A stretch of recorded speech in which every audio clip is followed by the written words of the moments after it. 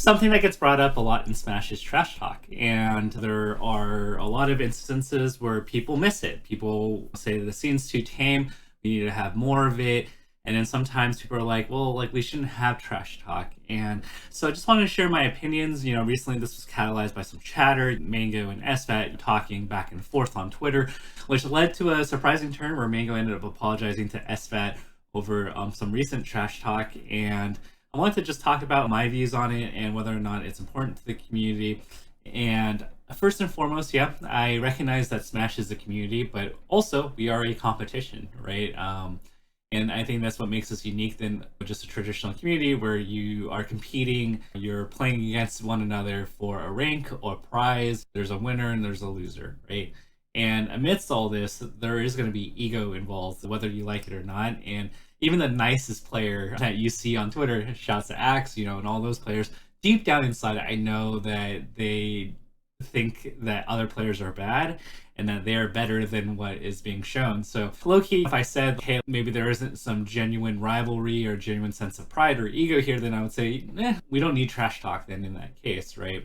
And I think the biggest thing in terms of trash talk is that it needs to be authentic. And there needs to be genuine beef or genuine pride, genuine ego to make it work. And there are many instances where it has worked in the history of just Smash, and in other games as well. But for example, for the longest time, NorCal and SoCal had a rivalry with one another, where SoCal thought NorCal was really bad, and NorCal thought that SoCal was really bad. And when we had these tournaments where both regions were involved, whether it was SoCal going up to San Jose or NorCal players going to LA, there was a lot of beef, a lot of competition among our PR players and the other region's PR players. So in cases like these, you can tell that the rivalry, whenever we did a crew battle or we saw our top player against their top player in grand finals, that there was going to be a lot of hype because this is our boy versus their boy.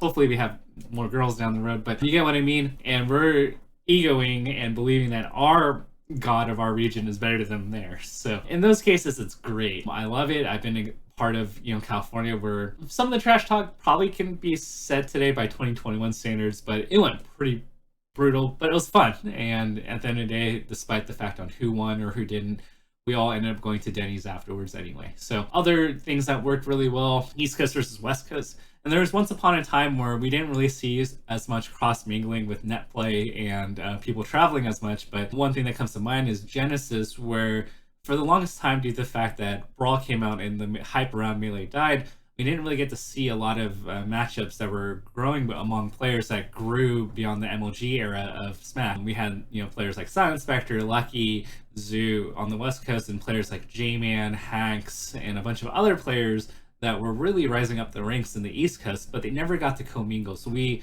other than just the hype that we presented by our locals and regionals, we never really knew if Silent Spectre was better than Tax, how good was Lucky relative to James, was Lamb Chops better than Zoo? Like, there were a lot of questions that we could only speculate on, and that speculation and that regional rivalry and the lack of camaraderie among regions made for this sense of pride and hype that when we got to Genesis, there was a lot of trash talk being generated, and the questions began to come up of like who's going to do better, bracket, who's going to win the crew battle, and all these questions were coming up. And I think that's exciting. I really love it when that happens, and I think it is a huge driver for growing in competition. It creates a lot of hype, a lot of discussion, and it does bring a lot of excitement. And low-key, I talked to Crimson Blur about this the other day, and part of the reason why early Smash was so interesting was because Chillin' talked so much trash on Smashboards that everybody just wanted to beat him. But in doing so, it generated improvement. A lot of people were like, I just gotta beat this guy, I gotta beat Azin, I gotta beat Shu. And I think it was great. That's one part that I miss, being in, don't get me wrong, I love Global Melee, I love the fact that we have Slippy, I love the fact that I got to meet, a ton of great people across regions. But because everyone's so interconnected now, there isn't that kind of regional rivalry as there was a few years ago where, yeah, everybody's buddy-buddy. And I think that's great on one hand, but I do miss the regional pride that we once had. And yeah, there are glimmers of it. Yeah, like people will go like look at our local hero, he's gonna be really good, and then you hype him up when they get a really good set win, and that's great. But the extent to which we've had it in the past, it's a lot smaller in magnitude. Now granted, I would not trade having better trash talk or better rivalries for if that meant losing Slippy or not having players travel to as many events, pre-COVID. I definitely wouldn't trade it for that, but it is something I do miss a lot. Now, in the modern era, there are some things where it worked pretty well. As much as you can say that the rap battles were cringy, I thought they were fun. They were great for the scene. You had the rap battle between where Chillin' comes out with Respect Your Elders, and then you had Mike Hayes and a few other people come up with their own raps. As much as people kind of meme on it and they think it's kind of cringy, I think it was great. For the Chillin' and Left instead, there was genuine beef, where a lot of pride at stake, right? They said you cannot pick your color if you lose, and this was going to be in front of everybody, so it was a put up or shut up kind of thing, and I thought that was great. Where this does not work out really well, though, so I pointed out a lot of great examples of where trash talk comes out great. Let me now kind of talk to the other side of the coin, and this is with some other exhibition matches that are less memorable for good reason. Apex 2015, West Balls, and Koble. Like, Koble's like the nicest person ever, so even trying to generate trash talk from them, you can see, I believe it was either Scar or somebody else, trying to get as much trash talk from these players. So one matchup being West Balls and Koble, but Koble's like the nicest guy, so like you're not going to get anything out of him. If he tries to be mean, it's going to be kind of cringy.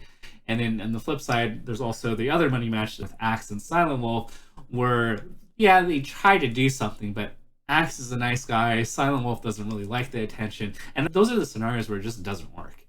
Now, are people more cordial with each other today? Yeah, absolutely. But talking to players, when you go to Summit, when you talk to them on Discords via DMs, they have the majority of the top players have an insane amount of ego. And I don't think that's a bad thing, but it more comes out in the phrase of, my Fox is so much better than their Fox, that Fox is so bad, I don't get how he gets away with these things.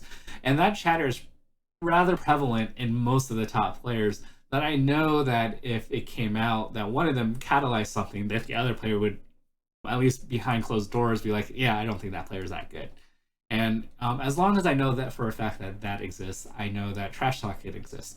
Now, of course, there are a few things that are off limits in my opinion. I think it needs to be strictly gameplay related, no talking about a person's race, gender, sexual preferences, all that stuff, appearances. I think that crosses a line, and that's something we did in the past with appearances. Making fun of me for being, Asian was something that happened actually at the Apex 2014. Probably doesn't fly today. I don't think it's a good, form of trash talking. Think it needs to primarily be focused on the game. There's also the ugly side of trash talk, where you might have banter between friends, and I think the SFAT and Mango incident highlights this, that when you're bantering among friends, there's a certain level of privileges that you're allowed because you're friends and everybody knows that we're joking. I think the hard part sometimes is that people who are watching these kind of conversations happen don't really understand the parasocial nature of it. So meaning that if I'm joking around with SFAT or I'm joking around with Shroom, it's because we have that relationship with each other. And sometimes fans can think that they can take on those privileges of thinking that they're best friends and buddy with these players, and extend kind of the insults that I can make with them, and then think that they can do it because I said it. And so I think that's also kind of not cool. I don't really know how to balance it though, but that's also one of the parts that can make trash talk not fun. But overall, I think it's a great thing when we trash talk. It's better for the scene, and of course it needs to be authentic, but so many top players get so salty when they lose and when they see other people succeed, that I believe there's enough authenticity that just needs to be let out under the right circumstances. So those are my thoughts on trash talk, and let me know what you guys think in the comments, and hopefully this stirs an interesting conversation.